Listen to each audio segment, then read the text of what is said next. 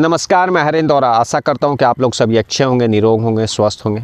आज की कहानी स्टार्ट करो उससे पहले एक इम्पॉर्टेंट अपडेट दे दूं कि 9 दिसंबर 2024 को जो अतुल सुभाष ने सुसाइड किया था, उसी केस से रिलेटेड वो एक ऐसा केस था जो सुसाइड करने के बाद अतुल सुभाष ने बहुत सारे ऐसे सवाल, ऐसे क्वेश्चंस ना केवल लोगों के सामने बल्कि देश के सुप्रीम कोर्ट के भी सामने रखा। और अब ऐसा लोग भी महसूस करने लगे हैं, ना केवल लोग बल्कि देश का जो सुप्रीम कोर्ट है वह भी अब महसूस करने लगा है कि उसके विषय पर, यानी लड़कों लोग के लिए भी, मर्दों के लिए भी अब कानून बनना चाहिए उनकी सुरक्षा के लिए।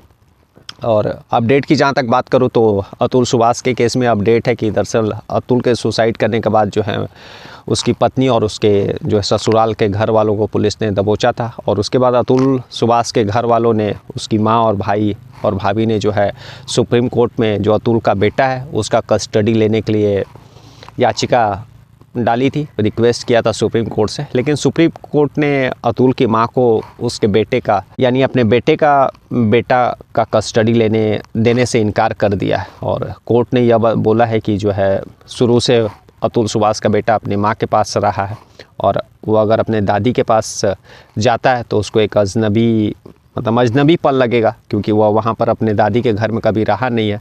तो कोर्ट जो है अतुल सुभाष की मां को उस बेटे के लिए एक अजनबी मानता है और इसी के कारण जो है उस बेटे का, अतुल सुभाष के जो बेटा है उसका कस्टडी जो है उसकी मां को देने से इनकार कर दिया। फिलहाल इस पर जो है सुनवाई चल रहा है, अभी देखते हैं आगे क्या होता है। लेकिन सुप्रीम कोर्ट ने अतुल सुभाष का जो बेटा शुरू से अतुल सुभाष के पत्नी के पास रह रहा था वर्षों से, उस बेटे को अतुल सुभाष की मां को या फिर उसका भाई या फिर उसकी भाभी, इन लोगों को कस्टडी देने से कोर्ट ने साफ इनकार कर दिया और बेटे के लिए उसकी मां को एक अजनबी का वर्ड यूज़ किया, जो कि न्यूज़पेपर में आया था। तो इसीलिए मैंने सोचा कि अतुल सुभाष का केस 2024 के एंड में काफ़ी हाईलाइटेड हुआ था। यह मुझे इंपॉर्टेंट लगा ये अपडेट देना, क्योंकि अतुल सुभाष के आत्महत्या के बाद जो है यह एक सबसे बड़ा क्वेश्चन मार्क था कि आखिर जो उसका बेटा है उसको किसका कस्टडी मिलेगा, क्योंकि अतुल सुभाष की पत्नी और उसका ससुराल के सारे घर वाले जो है ऑलरेडी सलाखों के पीछे उन लोगों का ट्रायल चल रहा है। चलिए बढ़ते हैं आज की कहानी की ओर। दरअसल आज की कहानी, बहुत कम ही ऐसे दुनिया में क्राइम होते हैं जिसमें एक सीधा साधा इंसान जिसका क्राइम या फिर जुर्म की दुनिया से कोई भी ताल्लुकात नहीं रहता है, लेकिन सडनली दूसरे के बातों में आता है, दूसरे के कहने में आता है और फिर लालच में कहीं ना कहीं वह क्राइम की दुनिया में घुसता है। और घुसने के बाद एक दफ़ा जब वह नहीं पकड़ाता है तो फिर वह दूसरी दफ़ा वही क्राइम करता, तीसरी दफ़ा वही क्राइम करता। एक दिन वह पकड़ा ही जाएगा और फिर सलाखों के पीछे पहुंचता और फिर वह शायद जिस क्षेत्र में वह एक अच्छा मुकाम पर पहुंच सकता था, वह फील्ड भी, वह लाइन भी, उसमें भी उसका करियर पूरी तरह से बर्बाद होता है और अंत में उसको जो है सलाखों के पीछे अपना जीवन बिताना पड़ता है। दरअसल यह कहानी जो है राजस्थान की है। राजस्थान में एक भरत लाल मीणा नाम करके एक शख्स रहता है, एक लड़का रहता है और शुरू से ही सिंगिंग का शौक था। जब बड़ा हुआ तो कहीं जॉब मिल नहीं रहा था, गाना अच्छा गाया करता था, तो बहुत सारे उसके दोस्त या फिर लोगों ने उसको एडवाइस किया कि अभी यूट्यूब चला हुआ है, तुम यूट्यूब में क्यों नहीं कोशिश करते हो, यूट्यूब में चैनल बनाओ, तुम अच्छा गाते भी हो, उसमें जो अपना गाना अपलोड करो और उसके बाद जो है अगर तुम्हारा चैनल सक्सेस हो जाता है तो फिर तुम्हें दुनिया फिर पहचानने लगी, एक प्लेटफॉर्म तुमको मिल जाएगा। लोगों की नसीहत, दोस्तों की नसीहत के बाद वह एक यूट्यूब चैनल 2021 के अंत में, वही सितंबर अक्टूबर के समय 2021 में वह बनाता है, यूट्यूब में वीडियो डालता है। सिंगिंग का उसको शौक था और बहुत अच्छा ही वीडियो डालता था और उस समय उसका 1,500 सब्सक्राइबर था, कुछ वीडियो उसने डाला था।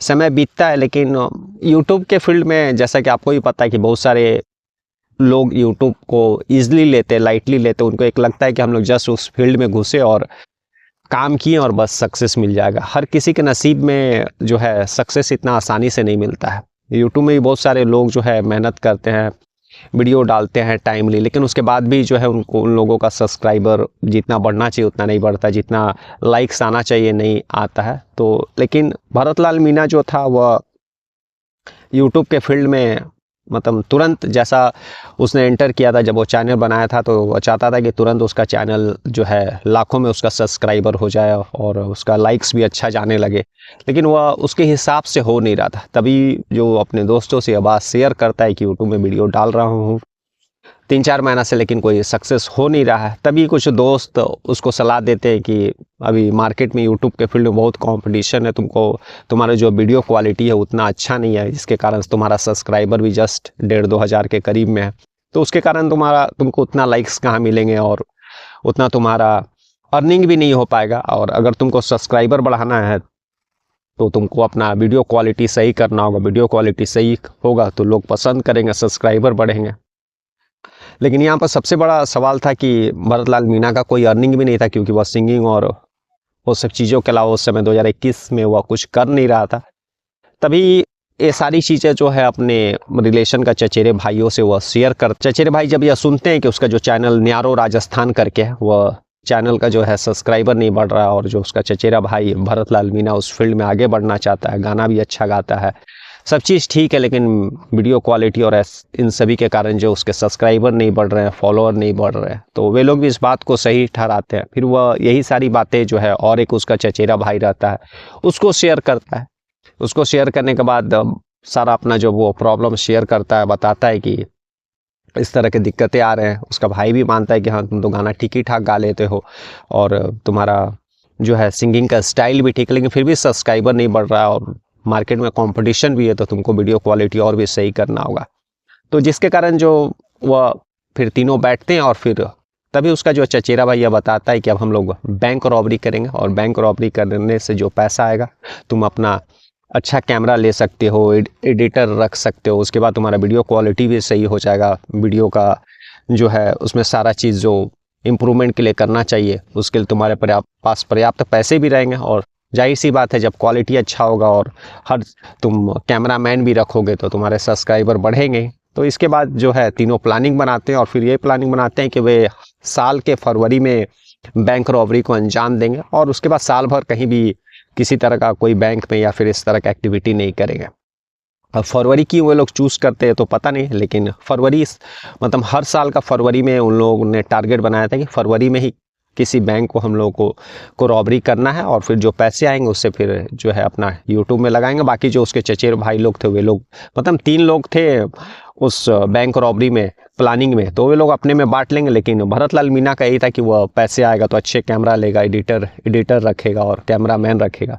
तो इन सभी कारण से वे लोग तीनों प्लानिंग बनाते। सबसे पहले ये लोग जयपुर में एक झोटवाड़ा इलाका और वहीं पर एक पंजाब नेशनल बैंक है, पंजाब नेशनल बैंक था, और फरवरी का महीना भी था, 23 फरवरी 2024 का दिन था।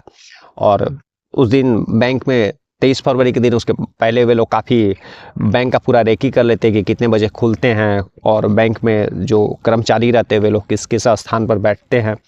तभी 10 बजे का समय था। उसी पंजाब नेशनल बैंक के अंदर 2 शख्स भरत लाल मीणा और उसका एक चचेरा भाई घुसता है अंदर। ये लोग पहले से मास्क मतलब चेहरे पर नकाब लगाए हुए थे। जब घुसते हैं तो जैसे ही बैंक में घुसते हैं तो बैंक में एक महिला जो रहती है इन लोगों को नकाब हटाने के लिए बोलती है, क्योंकि वैसा उस समय कोरोना का भी ये नहीं था कि लोग उतना मास्क वगैरह भी लगा करके चल रहे हैं, और ये लोग दरअसल मास्क भी नहीं लगाए। मास्क भी अगर लगाए रहते तो अलग एक बात रहती। तो महिला जो है चेहरे पर जो मास्क नकाब रहता है उसको हटाने के लिए बोलती है। तभी ये लोग दोनों शख्स में से एक शख्स जो है पिस्तौल निकालता है और फिर महिला को दिखाता है, और महिला को दिखाते हुए सीधे जो manager bank Punjab national bank का जो मैनेजर का रूम रहता है वहाँ पर वे लोग पहुँचते हैं।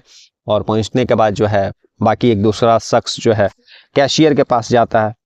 कैशियर के पास जो नरेंद्र सिंह शेखावत नाम का उस पंजाब नेशनल बैंक छिंदवाड़ा का जो पंजाब नेशनल बैंक रहता है वहाँ पर उस बैंक में जो कैशियर थे वो नरेंद्र सिंह शेखावत चाबी देने से मना करते। जैसे ही बंदूक लेकर के वह शख्स कैशियर के पास जाता है, नरेंद्र सिंह शेखावत हाथ से झटका मार करके उसके बंदूक को दूसरी तरफ कर देते हैं और वह साफ कहते कि मैं जो है लॉकर का चाबी नहीं दूंगा जहाँ पर कैश रखा हुआ है। उसके बाद जो है दोनों नकाबपोश जो है उसको वार्निंग देते हैं। एक तो जो मैनेजर के पास था, दूसरा जो है वह कैशियर के पास था, तो वह वार्निंग देता है नरेंद्र सिंह शेखावत को। लेकिन नरेंद्र सिंह शेखावत जो है उससे भिड़ जाते हैं, दोनों में हाथापाई होती है। तभी जो है जो शख्स नकाबपोश उस बैंक में घुसा रहता है नरेंद्र सिंह शेखावत को वार्निंग देने के बाद जो है उन पर 3 गोलियां फायरिंग कर देता है।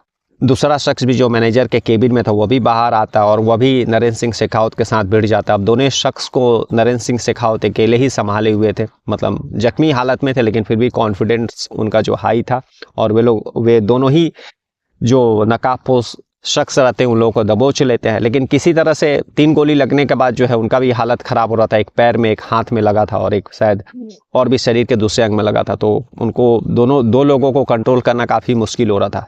और गोली की आवाज़ सुनने के बाद जो है नीचे आसपास के जो लोग रहते हैं वे लोग भी बैंक में जुटने लगते हैं। तभी जो है उसमें से एक नकाबपोश वहाँ से भाग जाता है। लेकिन एक जो है नरेंद्र सिंह शेखावत दबोच लिए रहते, उसको किसी भी हालात में छोड़ते नहीं। जब लोग आसपास के बाहर के लोग जब बैंक में पहुंचते हैं गोली आवाज़ सुनने के बाद, तो नकाबपोश को दबोचा जाता है, रस्सी मंगा करके उसको बांधा जाता है। फिर आनन फानन में तुरंत नज़दीकी थाना को फ़ोन किया जाता है। और फ़ोन करने के बाद जब पुलिस आती है तो फिर उसको गिरफ्तार करके जो है थाने ले जाती है। और जब थाने लेकर के जाती है तो उसका चेहरे से नकाब हटाया जाता है। और जब नकाब हटाया जाता है तो फिर पुलिस पूछती है कि कौन, तब पता चलता है कि ये जो है भरत लाल मीणा है। दरअसल इसका यूट्यूब चैनल है और संगीत का इसका शौक है, संगीत के फील्ड में कुछ अच्छा करना चाहता है। खैर पुलिस इसके नकाबपोश जो भरत लाल मीणा का सारा जानकारी प्राप्त करने के बाद जो उसके दूसरे साथी के बारे में पूछती है। और लगभग 3 घंटे के अंदर ही उसी दिन 23 फरवरी 2024 को पुलिस जो है उसके दूसरे साथी को, उसके चचेरे भाई को भी गिरफ्तार कर लेती है। गिरफ्तार करने के बाद दोनों को बैठाती है लॉकर में और फिर इत्मीनान से पूछती है कि आखिर तुमने बैंक डकैती क्यों की। दरअसल तब भरत लाल मीणा बताता है कि काफ़ी समय पहले उसको गाने का शौक़ था, कुछ काम था नहीं, लेकिन वह सिंगिंग के दुनिया में आगे बढ़ना चाहता था।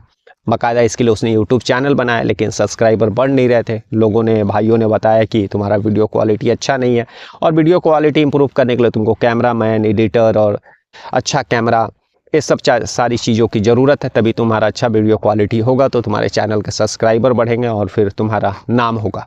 तो पैसे थे नहीं, तो इन सब चीज़ों के लिए पैसे की ज़रूरत थी। तभी एक भाई ने दिमाग दिया कि क्यों ना हम लोग बैंक रॉबरी करें। बैंक रॉबरी करेंगे तो हम लोग का भी खर्चा का पैसा निकल जाएगा और तुम्हारा जो यूट्यूब चैनल को ग्रो कराना, सब्सक्राइबर बढ़ाना, अच्छा क्वालिटी का वीडियो बनाना, अच्छा एडिटर खोजना, अच्छा कैमरा तुमको चाहिए, तो ये तुम्हारा पर्पस भी सॉल्व हो जाएगा। तभी ये लोग 2021 में प्लानिंग किए थे। उसके बाद फिर बैंक का रेकी करते थे काफ़ी दिनों तक कि बैंक में कितने कर्मचारी हैं और वहाँ से निकलने के बाद किस रास्ते में कैमरा है, वहाँ से भागने के दौरान कौन कौन से रास्ते हो सकते हैं, किस किस रास्ते से भागा जा सकता है। ये सारा चीज़ कुछ दिन रेकी करने के बाद जो है वे लोग बैंक रॉबरी को अंजाम देते थे। जब पुलिस इन लोगों से कड़ाई से पूछताछ करती है तो पता चलता है कि 8 फरवरी 2022 को भी ये लोग 8 फरवरी 2022 को पहली बैंक रॉबरी को इन्होंने अंजाम दिया था। दरअसल जयपुर में एक विधायकपुरी इलाका और उसी विधायकपुरी इलाका में एक बैंक है, उसमें ये लोग 16 लाख रुपए लूटे थे। लूटने के बाद जो, जैसा कि पहले बताए थे कि तीनों ये लोग 2021 के एंड में ही डिसाइड कर चुके थे कि साल में एक बार रॉबरी, बैंक रॉबरी करना। तो सबसे पहले ये लोग 8 फरवरी 2022 को जयपुर के विधायकपुरी में एक बैंक में रॉबरी किए थे, जहाँ से 16 लाख रुपए लोग लूटे थे। फिर 1 साल बीतता है और जो 2 भाई रहते वे लोग अपना अपना हिस्सा कर लेते हैं। उसके बाद वहाँ बैंक रॉबरी करने के बाद भरत लाल मीणा कैमरा और बाकी एडिटिंग का सामान खरीदता है। फिर समय बीतता है, उसके बाद 2023 आता है। 2023 में आने के बाद फिर ये लोग प्लानिंग करते हैं कि किस बैंक को रॉबरी के लिए अंजाम दिया जाए। तभी एक अजमेर रोड में इंडियन ओवरसीज़ बैंक है, वहाँ पर रेकी करते हैं वैसे ही कि कितने कर्मचारी हैं और वहाँ से फिर रास्ते में कहाँ पर सीसीटीवी कैमराज है या फिर कहाँ से भागने में आसानी होगा, पकड़ में नहीं आएंगे। और वहाँ पर भी वो लोग लूट को अंजाम दिए थे 2023 में और वहाँ वे लोग 20 लाख रुपए जो है लूटे थे। 20 लाख लूटने के बाद फिर वैसा ही बाकी जो भाइयों ने अपना अपना हिस्सा लिया, भरत लाल मीणा ने अपना हिस्सा लिया और फिर यूट्यूब के लिए कैमरा और बाकी और चीज़ें उसने ख़रीदा।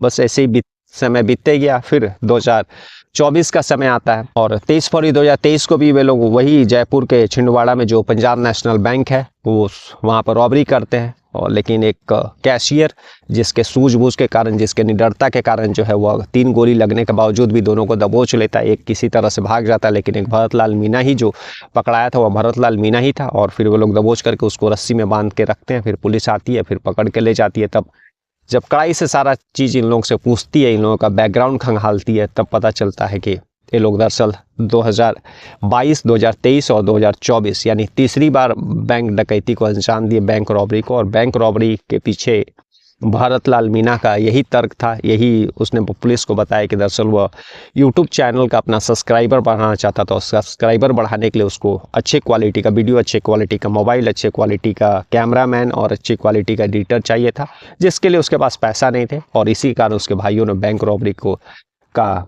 आइडिया दिया और फिर 2021 में आइडिया बनाए थे। 2022, 2023 और 2024 साल के फरवरी में लोग तीनों मिल करके अलग अलग बैंकों में पहले रेकी करते थे और फिर जो है अंजाम देते थे। आज की कहानी यही थी कि किस तरह से एक यूट्यूबर जो शायद अच्छा गाना गाता था और भी अच्छा कर सकता था, क्योंकि किस्मत का कोई ठीक नहीं ना, अगर किस्मत है तो आप चमक सकते हैं, तो उसके लिए कोई बड़ा बात नहीं है।